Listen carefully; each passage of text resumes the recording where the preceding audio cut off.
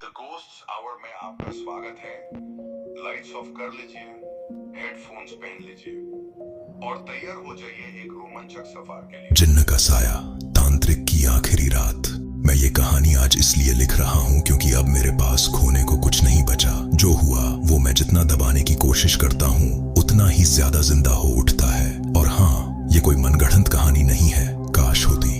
शुरुआत साल था 2014। मैं उस समय दिल्ली में एक प्राइवेट नौकरी करता था। जिंदगी बिल्कुल नॉर्मल चल रही थी, लेकिन एक दिन के बाद सब बदल गया। सबसे पहले नींद खराब हुई। हर रात ठीक 3:07 पर मेरी आंख खुल जाती। कोई सपना नहीं, कोई आवाज नहीं, बस ऐसा लगता जैसे कोई मुझे देख रहा हो। फिर धीरे धीरे अजीब चीजें होने लगी। कमरे का पंखा अपने आप रुक जाना, मोबाइल पूरी तरह चार्ज होने के बावजूद अचानक बंद हो जाना, और सबसे डरावना, किसी का बहुत हल्की आवाज में मेरा नाम लेना, डेबासिस। मैं अकेला रहता था, फिर भी आवाज साफ थी, डॉक्टर बाबा। और नाकामी। पहले डॉक्टर के पास गया, उन्होंने कहा स्ट्रेस है। फिर मंदिर गया, पुजारी ने कहा कुछ नहीं है, मन का वहम है। लेकिन जब एक रात मैंने अपनी अलमारी के शीशे में अपने पीछे किसी काले साए को खड़ा देखा, तब मैं समझ गया ये वहम नहीं है। तांत्रिक हरिहर नाथ, एक पुराने दोस्त ने मुझे एक नाम बताया, हरिहर नाथ तांत्रिक। वो शहर से दूर श्मशान के पास रहता था। लोग उससे डरते थे, लेकिन मजबूरी में जाते थे।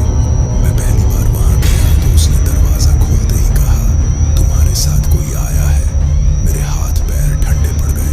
मैंने कुछ कहा ही नहीं था। पहली चेतावनी उसने मुझे अंदर बैठाया। कमरा अजीब था, दीवारों पर जानवरों की हड्डियां। अगर सच जानना है तो आज रात यही होगा। रात के करीब 12 बजे उसने तैयारी शुरू की। जमीन पर बड़ा गोल घेरा, काले चावल जानवर की खाल और एक पुरानी अरबी किताब। हवा भारी हो गई, कमरे में दिए की लौ कांपने लगी। जिन्न की मौजूदगी जैसे ही उसने मंत्र पढ़ना शुरू किया, कमरे का तापमान अचानक गिर गया। मेरे कानों में तेज सीटी जैसी आवाज गूंजने लगी। और फिर तुमने हमें देखा था। आवाज चारों तरफ से आ रही थी। मेरे शरीर ने काम करना बंद कर दिया। शीशे का सच, तांत्रिक ने अचानक लाल कपड़ा हटाया। शीशे में मैं नहीं था, वहां कोई और था। लंबा चेहरा, काली आंखें बिना पुतलियों के, और होंठ बिना हिले मेरी आवाज में बोला, मैं हमेशा यही था। मेरी चीख गले में ही मर गई।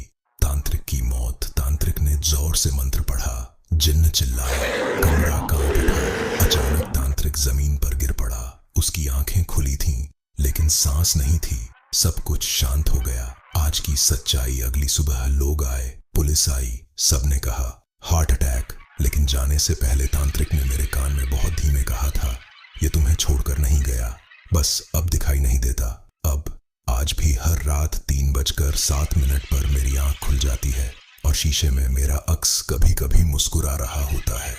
और मुझे पता है ये कहानी अभी अधूरी है।